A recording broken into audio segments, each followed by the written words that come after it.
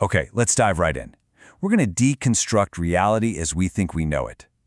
This is the story of a journey that starts with some pretty deep personal pain, tears down the myths we all share, and believe it or not, ends with a radical new blueprint for the world.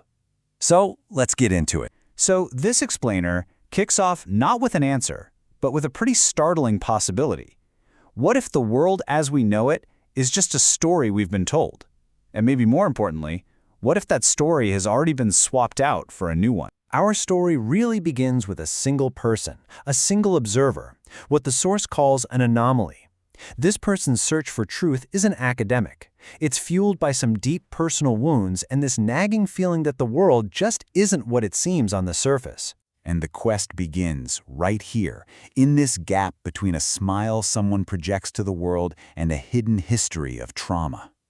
The source material really wants us to ask ourselves, how does our perception of someone totally change once we see the wounds they're carrying beneath the surface? And here it is, laid bare. You have this stark, shocking contrast. On one side, the public image of a happy kid. On the other, a private reality that's just brutal. This conflict created an observer who, from a very young age, had to learn how to survive by seeing through the world's official stories. So out of all that pain, something else emerged, a unique skill, the power to use words to take apart narratives.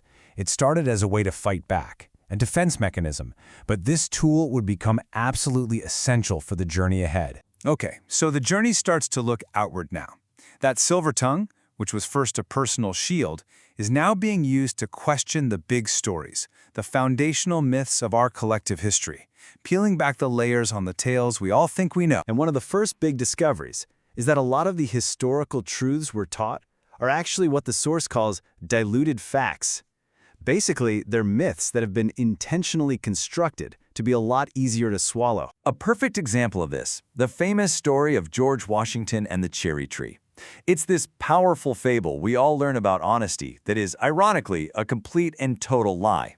It was made up by a biographer who wanted to sell more books and create this perfect, virtuous national hero. But, this paradox goes way deeper. Our champions of liberty were also profoundly flawed men. And these massive contradictions are often just swept under the rug of history, all to keep that diluted, heroic story intact. Even the great emancipator, Abraham Lincoln, was driven by a really complex mix of things. It wasn't just pure morality. This quote shows you that his primary #1 goal was always about preserving the Union. And to achieve that goal, he took some actions that really tested the limits of civil liberties. He suspended habeas corpus and jailed an estimated 15,000 people without a trial.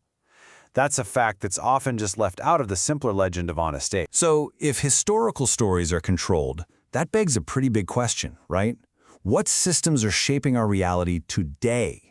The journey now shifts from these old myths to the active, living mechanisms of control that are all around us. And here, the theory gets really interesting. It turns to language itself.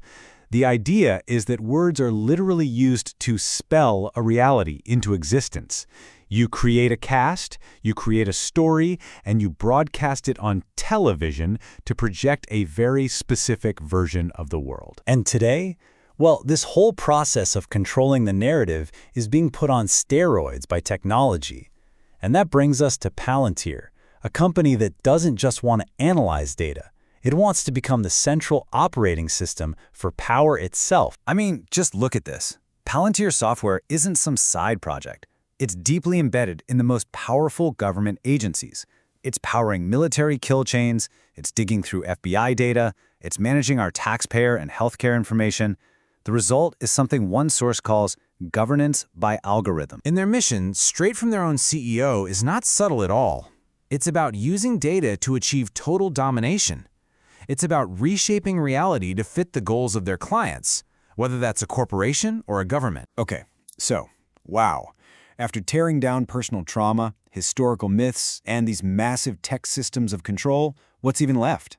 Well, the journey now turns inward, looking for a whole new set of tools, not just to see the world, but to actually rebuild it. And the very first step is a pretty radical shift in how you see things.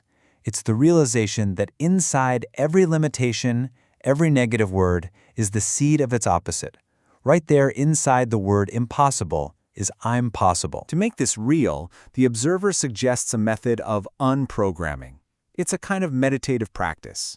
The goal is to erase all the constructs you've learned, to detach from all those man-made limitations that tend to define our reality. And this idea connects to a very ancient worldview, the idea of the macrocosm and microcosm. It's the belief that we aren't just separate little things in the universe, we are a complete reflection of it. The laws of the cosmos are also the laws inside of us. And get this connection isn't just philosophical, it's rooted in actual physics. The fundamental laws of harmony, for instance, aren't just abstract ideas. A simple rhythm, if you speed it up enough, literally becomes a musical pitch. These universal patterns are built right into the fabric of reality and into our ability to perceive it. So this entire journey of deconstruction and then reconstruction doesn't end with a retreat from the world. It culminates in a mission to bring this new understanding back into it, starting from the ground up. The observer's own personal transformation gets channeled into a collective goal. It becomes a ground-up movement for healing, for reconnection, for empowerment. It's a mission to protect the vulnerable and to build a whole new reality for, as it says, the one and all. In the end, this whole journey, from personal pain all the way to cosmic connection, shows us that we are all creators of our own reality.